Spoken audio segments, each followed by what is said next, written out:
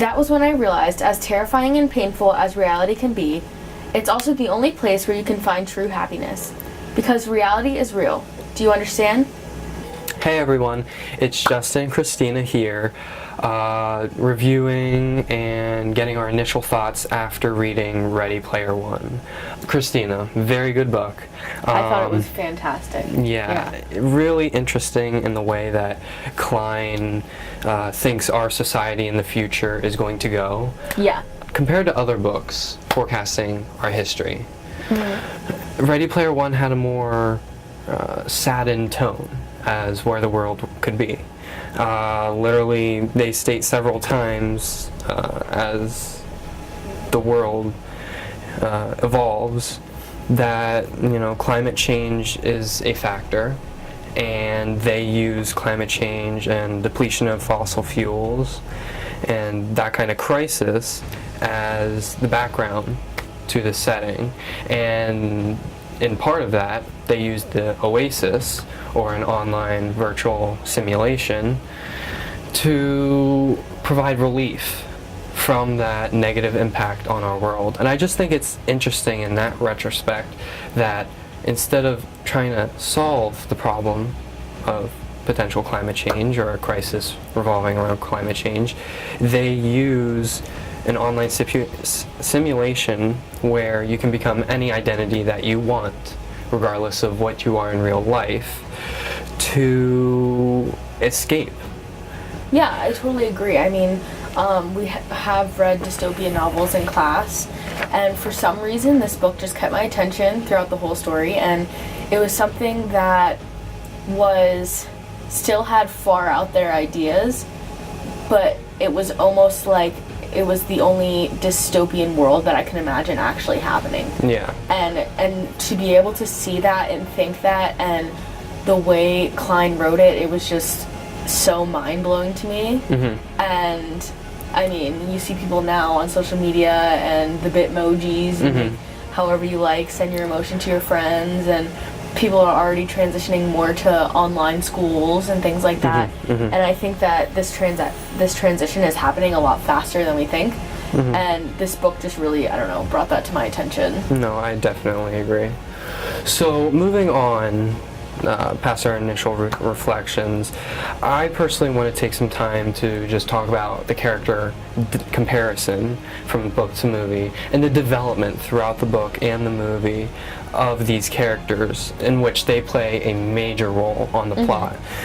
I think it's really interesting throughout the novel to kind of see the shift between reality and the Oasis. Mm-hmm. So a lot of the conflict that happens in the Oasis starts to kind of bleed into the real world. Agreed. And I think that that's just so symbolic of even our world today, where, a lot of problems on social media, like dumb drama and mm-hmm. who liked whose posts, mm-hmm. it really bleeds into our everyday lives in reality. Mm-hmm. Well, actually, literally 2 days ago, my family, my dad is a writer and he helps with magazines, and one of the articles that he found was written by The Verge in 2018, and their author states the following about the whole Facebook scandal and social media in general: that maybe the nature of social media and finding connection,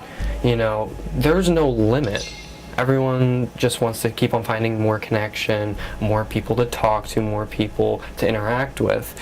But there's no, advertised limit as, hey, you should only socialize this much. Yeah. And, an excerpt from the article says, maybe it costs a life by exposing someone to bullies. And this was actually written by Facebook Vice President Andrew Bosworth. Maybe someone dies in a terrorist attack coordinated because of social media and communication worldwide. The ugly truth is that we believe in connecting people so much that it allows us to connect more people that is de facto good. Yeah. And, even personally, like, people have gone around, and my parents have asked me, you know, why are you using Instagram? Why are you also using Snapchat? Why are you also using YouTube, etc.? Yeah. Why do you need to have so All of many them. social media platforms? And I think that's, you know, somewhat, there can be a comparison into the Oasis. You know, why do you have to spend so much of your life on this platform? What is the purpose? Is it to connect, or is it to live your life? Yeah. And you know, I think that social media should have a limit. You should have a limit on the Oasis. If I was a individual on Earth in Ready Player One. Yeah, You know, I mean, I totally agree. I think another big thing too is, especially people our age, they portray a life that isn't real. So as we can see in the novel, Wade obviously has a lot of problems at home and a lot of problems socially. And as soon as he goes into the Oasis, he's a totally different person because nobody knows that. And that's the one thing or the one theme in Ready Player One that I 100% agree with what Klein was trying to say. Our identity, we should, although we may not like how, you know, we look, how we interact, what our personalities are, we should embrace it, because there's only one of us. And if you distort our identity, you're distorting who you are as an individual. And you, as much as you may try to change yourself, as much as you may want to change, you know, what you do, your personality, your identity in general, you would only cause self-harm for yourself in the long run. Yeah, absolutely. An example of the quote is found on page 319, when Parzival first met Ock. "It's good to see you, old friend," I said. "Thanks for coming to get me." She returned the hug. "It's good to see you too," she said, and I could tell she meant it. I let go of her and stepped back. "Christ, Ock," I said, smiling. "I knew you were hiding something, but I never imagined." "What?" she said, a bit defensively. "You never imagined what?" "That the famous Ock, renowned gunter, and the most feared and ruthless arena combatant in the entire Oasis was, in reality, a fat black chick?" I was going to say young African-American woman. Her expression darkened. "There's a reason I never told you, you know."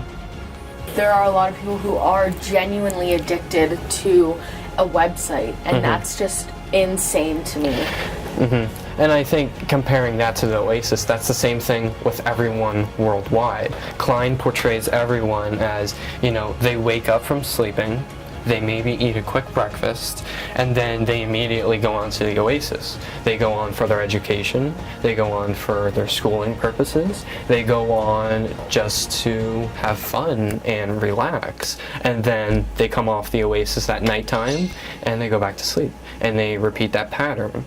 And there's no real life connection with individuals. How are you supposed to grow socially in the real life if all you do is, you know, participate online? Yeah, and you can't. And you're starting to see that now with teenagers having, literally being stunted in their social abilities to physically connect with a person, go out, have an interview, go out and have lunch with your friends without your phone. I mean, we're already seeing that now, and I believe that it's only a matter of time before we're in a society that is fully immersed, besides eating, going to bed, and repeating the process. And I think Klein, when he published this in 2011, I think that was the original purpose, although he may have many purposes. I think one of the original themes that he was trying to convey to the readers is that we need to watch who we are becoming.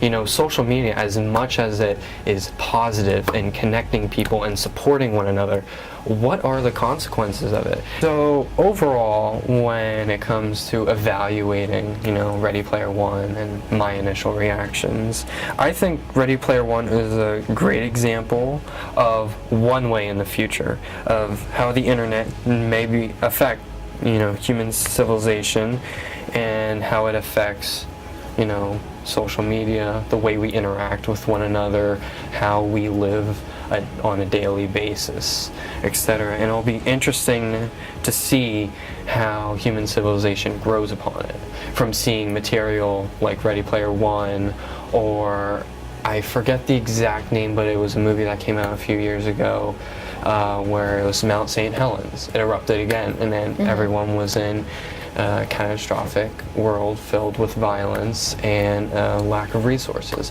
I think it'll be interesting to see how human society and civilization expands upon this, and how we may either try to stop it or expand upon it and try to grow it. Yeah, so are we going to find a way to escape from it, or are we just going to try and fix it? That's a big thing, and this is a world that we are going to raise our children in, and I think that it's a great book for everyone to read to finally get a grasp on the way technology can really have control on our lives. Of course.